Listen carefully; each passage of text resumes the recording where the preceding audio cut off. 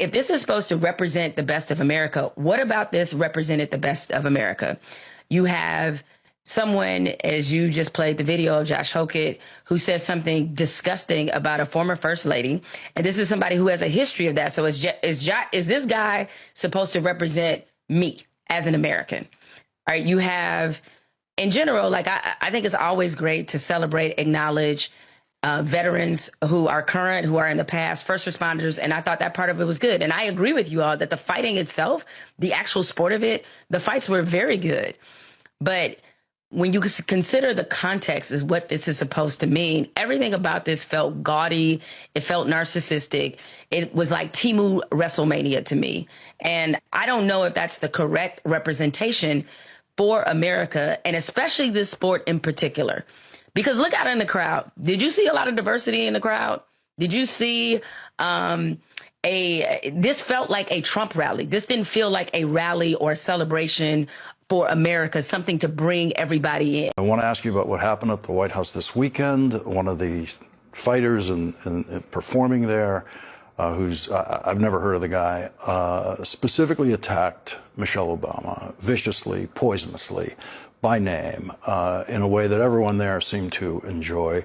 No objection from Donald Trump. He called the guy outstanding afterwards, as he did all the other performers up there. What do you feel when you hear something like that? Michelle Obama is one of the most dignified people one could ever meet. She served brilliantly as First Lady of the United States of America. She's a graduate of Princeton and Harvard. It doesn't matter to folks like that. This idea that black women aren't really women and black people aren't really people harkens to the darkest days in our country's history. This is not political speech. This is immoral speech. This is bigotry. This is evil come alive in words, because words have power. And if you can diminish people, if you can say that there's something other, then that opens the door for you to unleash the kind of cruelty that we're seeing under the Trump administration. So it was very painful to hear the reporting about this. You know, I've had the pleasure of being in the presence of the First Lady, but when I see this, I don't just think about her, I think about my own sister. Mm-hmm. I think about my mother. I think about the teachers. I think about the women in my church, you know, who have loved this country through its darkest moments, who've always held on to hope. And here we are, once again. Donald Trump has unleashed a kind of evil in the ether of the American experience. And this is a moral moment in America. And it's time for people to stand up. We know who he is. If that performer, I don't know him either. He's not worth knowing. He felt the license to do that. Mm-hmm. And there were other folks sitting there. Donald Trump is sitting there, the President of the United States. He didn't condemn it. Vice President of the United States, J.D. Vance, who I hear will be out tomorrow talking about his conversion experience as a Catholic, mm-hmm. talking about his moral bearing. I want to know what J.D. Vance thinks about the First Lady of the United States being treated in this way and spoken about in such awful terms. He is married himself to a woman of color.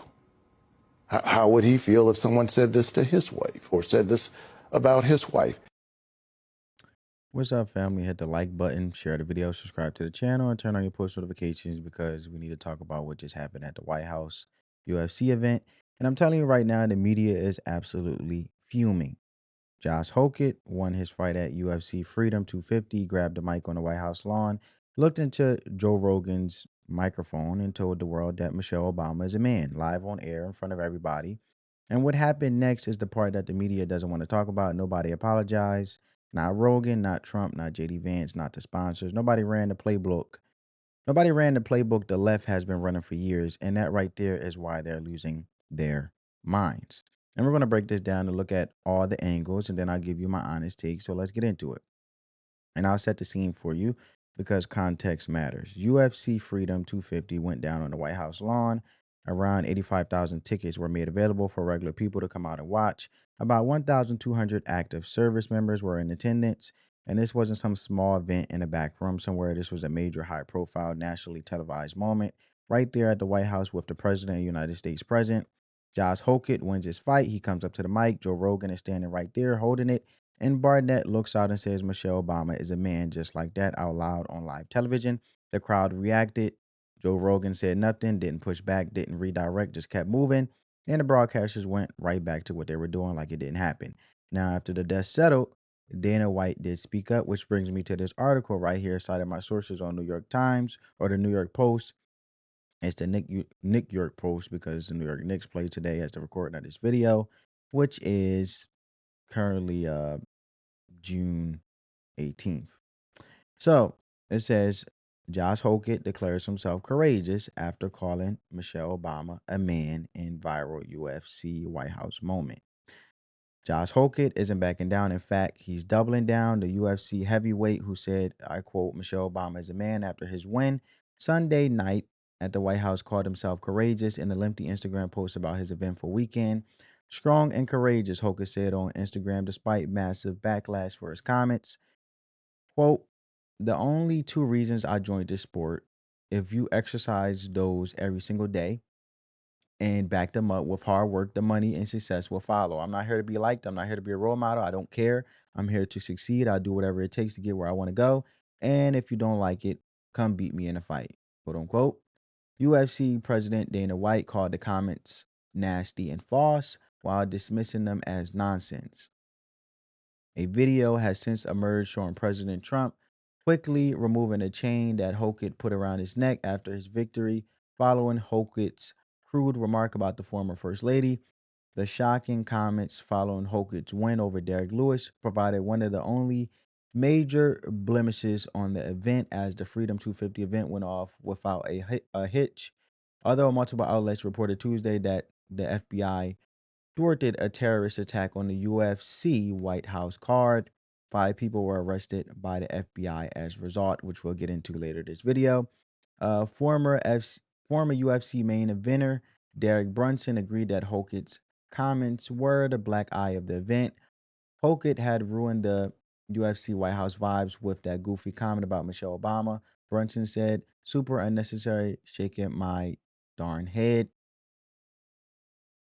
Comedian Shane Gillis, who was in attendance, wasn't a fan of Hokit's remarks either. I don't like the sugar honey iced tea, Gillis said after the event. So there you have it, right?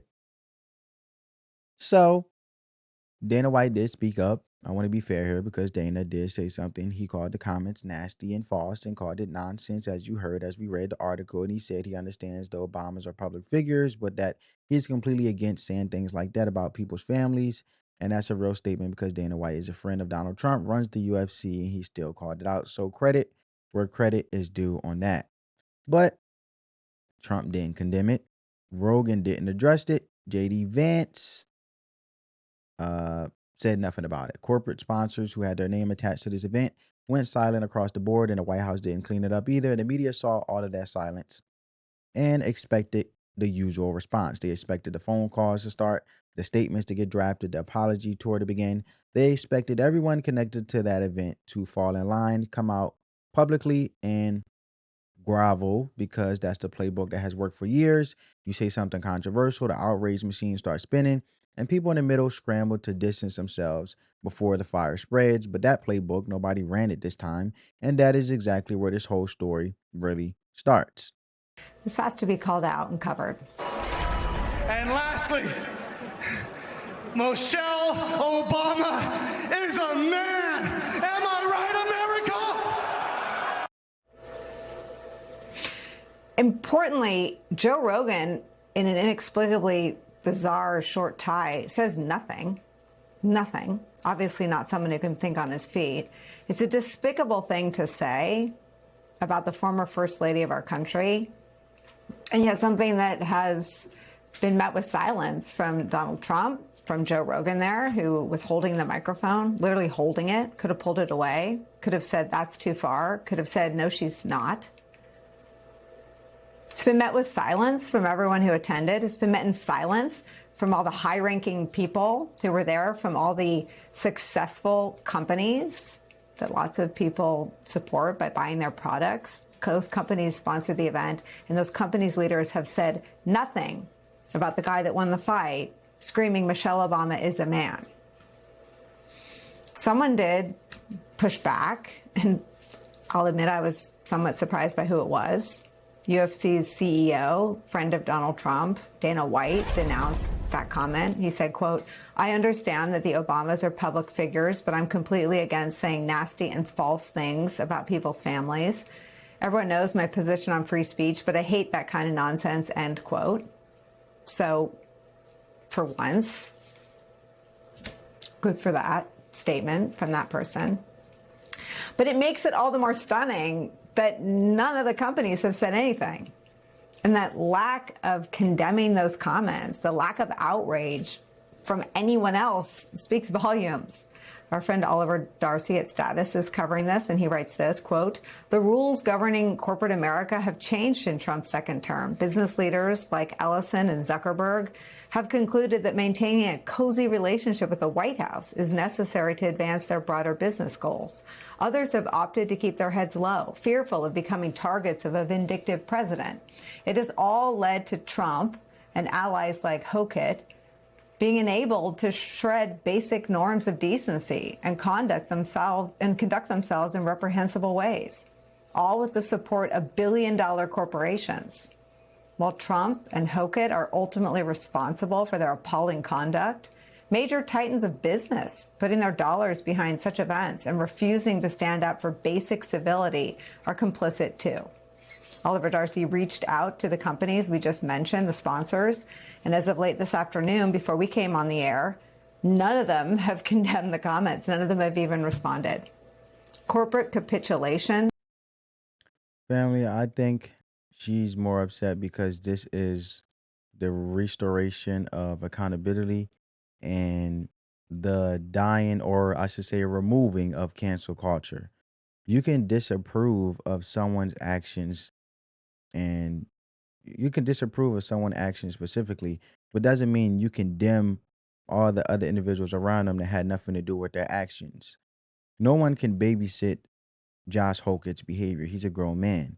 Now, if you want to speak and disapprove of his actions, but to sit there, for example, and cancel a company who partnered with the UFC 250 fight, like Bud Light, for example, to cancel other businesses who obviously had no ties in regards of encouraging that behavior, doesn't call for that company to be canceled or condemned because of someone else's actions. And that's where the distinction lies. And that also brings back the grown adult mature approach and the important part of accountability. Because now the cancel culture was just ran off of emotion and basically trying to belittle or demonize everyone just because of someone else's actions. And also it just driven by emotion and not logic, but also driven to the simple fact that you want to basically tear down others for an action that they didn't commit, on top of just because you don't like one person, oh, I'm gonna condemn everyone else associated with them. It's no different just because you may have a friend. Let's say, for example, you are friends with someone that a family member may disapprove of, but that doesn't mean you have to abolish, attack, or erase or get rid of that friendship because of their emotional way of how they look at your friendship on the outside looking in. You may disagree and may not be friends with someone else, but that doesn't mean you see your family member friends with someone you disapprove of have to not be friends with them. And that's just called maturity. And it also brings back the simple fact is I can agree to disagree with you, but still be mature enough not to attack you with the personal ad hominem attacks or the emotions, or constantly just canceling you in regards of just because it's like my way or the highway type of attitude being advocated any longer, which is a good thing because then we could actually bring back dialogue of I can disagree with you, but I also can hear you out because I may be unaware of a perspective that you may have. Because if you look for value in things that may seem valueless or have no value at all, there's actually value in it. But if you actually lead with emotion to feel like, oh, this person said something I don't like, and you just cancel or attack someone, that can go bad either way, because emotions can lead to violence. That's why we see more political violence than we ever seen in the history of this country currently, this day and age, because the simple fact is no one can take a disagreement or agree to disagree in the name of cancel culture. And now the media, which shows you their true colors, is mad because nobody's saying nothing due to someone else's actions, and you just want individuals to attack each other because of someone else's actions. What happened to even the individual you may disapprove of, in this case, Josh Hokit? They may have spoke to him on the side, Donald Trump, and in person privately. That brings us to, you can check who you love in private. That don't mean you gotta embarrass them in the presence of others, so others feel as though you are doing the thing they want them to do, so they don't cancel you along with the person they disapprove their actions of. Everybody, when it comes to it, everybody is their own person, and you're not going to like everything that everyone does. But we can be cordial and respectable and disapprove of it, and we can have a hard conversation in regards of what we may disapprove of on that specific action tied to whoever did that action. But we don't have to go around canceling other individuals just because they happen to be at that event. That is just outrageous. That's just extremism at itself working, which infuriates and adds fuel to the fire of cancel culture. And that's my take on it. So the media doing what it does, and you see MSNBC, now known as MS Now, and CNN running with it, and ESPN's Jamil Hill in the second clip went straight to social media, call out Joe Rogan specifically. And now, if you think about that for a second, because Joe Rogan didn't say it, Josh Hokit said it, but Rogan was holding the mic. So according to their logic being used here, that makes him responsible. Joe Rogan, right? Oh, I mean, yeah, Joe Rogan in this case. And Hill wrote that, and I quote, a real combination would actually be an apology instead of hiding behind free speech. And she said on her show, Jamil Hill in the second clip, that Rogan should have at minimum said, we don't do that here, and moved on. And then you have on the screen now voices like on MS Now, formerly known as MSNBC, saying that this was bigotry, evil even, demanding that Trump condemn it and that JD Vance speak on it, and that the sponsors release statements, that everybody connected to the event answer for one fighter's words, like I've been speaking to. And I want you to understand what this actually is. There's a name for it. It's the tap dance. This is another perspective to tie into what I'm saying. That's what they want. They pick a moment, they manufacture the outrage, cancel culture, you can say. They turn the volume all the way up, and then they stand there waiting for public figures to come out and bow to the mob, condemn it, distance yourself from it, apologize for being anywhere near it. And that's the tap dance. And in 2026, nobody showed up to the dance. Now, the same voices demanding apologies and condemnations right now stayed quiet when Melania Trump was openly called an escort. Not once, repeatedly, by people with large platforms, no outrage, no demands for apologies. They went quiet when people on social media were joking about Charlie Kirk, getting shot in the neck, unfortunately. Laughing about that, treating it like entertainment. Those same voices said nothing. And there was a candidate, a real political candidate, who was caught via text message, openly fantasizing about wanting Republicans dead. In the mainstream media, the same people screaming right now about Josh Hokit's words had almost nothing to say about any of that. And that was the attorney general in Virginia I'm speaking about. So here's the question I need you to sit with. How do you demand that you hold someone else to a standard you never held your own people to? You can't. You don't get the cash and credibility you never built.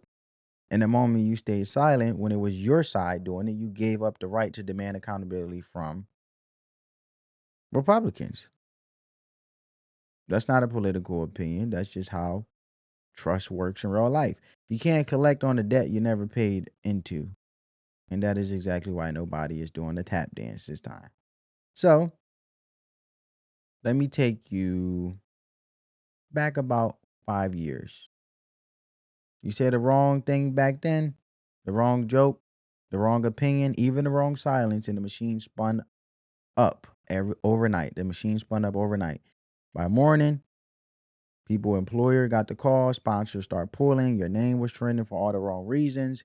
If you didn't come out with a statement that hit exactly the right notes of remorse and self-correction, the fire just got bigger. People lost careers, they lost contracts, entire platforms, and it worked because enough people were scared, and that fear is what gave the outraged machine its power. But something shifted, and it didn't shift all at once. It happened slowly, then suddenly, corporate America stopped playing along. That's what you're seeing play out right now. Celebrities stopped issuing statements every time the mob pointed a finger. Athletes stopped feeling like they owned the internet, or I should say athletes stopped feeling like they owed the internet an explanation for their personal opinions. And what you're watching right now with this UFC situation, with sponsors going silent, with Joe Rogan not addressing it, with the White House not cleaning it up, that's not an accident. That's the result of the fear running out. Think about it like this. Imagine a manager at a job who used to be able to write anyone up, freeze promotions, make life miserable for whoever stepped out of line. People fell in line not because they respected that manager, but because they were scared of what he could do. And then one day the company restructures, the manager loses his leverage, and suddenly the threats that used to clear the room don't move anybody anymore. And that's where the media is right now. The leverage is gone, and they cannot figure out why the room stopped fearing them. Now, here's what I really need you to hear, because this part got almost no coverage. Dana Bill, thank you. Good morning. Stop cold. FBI Director Kash Patel used those words to describe the quick-thinking action of agents and other law enforcement to prevent a planned attack on a White House event. This is the Faulkner Focus. Good morning. I'm John Roberts in for Harris. D.C. officials told Fox News that the UFC Freedom 250 event in D.C. this past weekend was the target of a two-wave terror plot. The FBI arrested multiple people across several states, including 2 from California, charged with conspiracy to commit murder. About 85,000 tickets were made available for fans to watch the event at the 52-acre Ellipse Park just south of the White House. Here's Vice President J.D. Vance earlier on Fox. This is very, very dark stuff. This is what happens when people turn the rhetoric up so loud that disagreeing with somebody is a cause for violence. That's the place that we've come to, unfortunately. I think a lot of my Democratic colleagues in Washington have got to look themselves in the mirror and say, why is so much of this political violence coming from our side of the spectrum? Maybe they can do something different. Justice correspondent David Spott following the story. He's here with us in Washington. Good morning, David. John, good morning to you. We're thankful that this did not turn into an actual plot. Those 2 men, as you mentioned, who were arrested in California and are being charged with conspiracy to commit murder, they appeared in federal court in California yesterday. A teenager is facing charges in Ohio.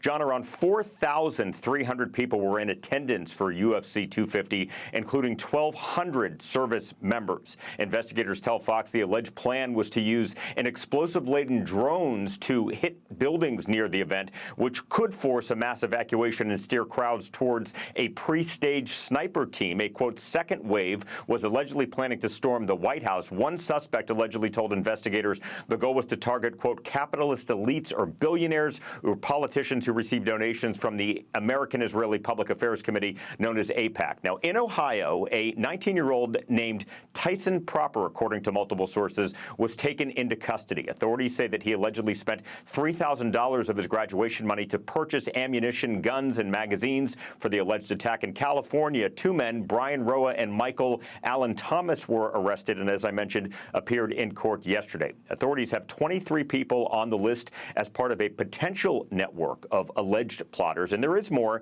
Investigators uncovered encrypted chats on cell phones where people allegedly discussed attacking the UFC event. And one of the people in the chat identified some 23 users leaders discussing what's called pre-operational activity. And some, John, allegedly plan to travel to Fredericksburg, Virginia, just south of Washington, D.C., a day or two before the fight to prepare for the alleged attack. As we go on throughout the day, more of these court documents are going to be unsealed. We're told that we will find out more about the names and the people behind this alleged plot that, as I said when I joined you, thankful never materialized. John. There you have it.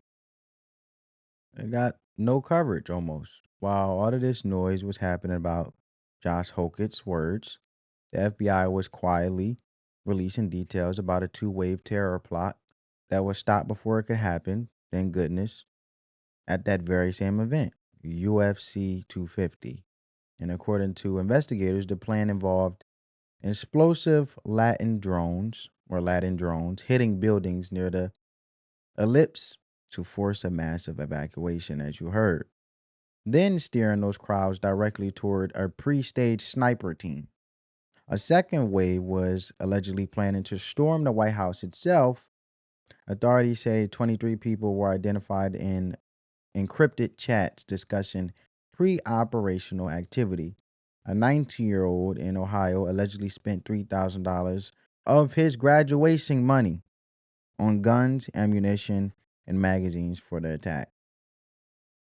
2 men in California arrested appeared in federal court, and these weren't internet threats. This was an organized multi-state plot to kill people at an event where 1,200 service members were sitting in the crowd.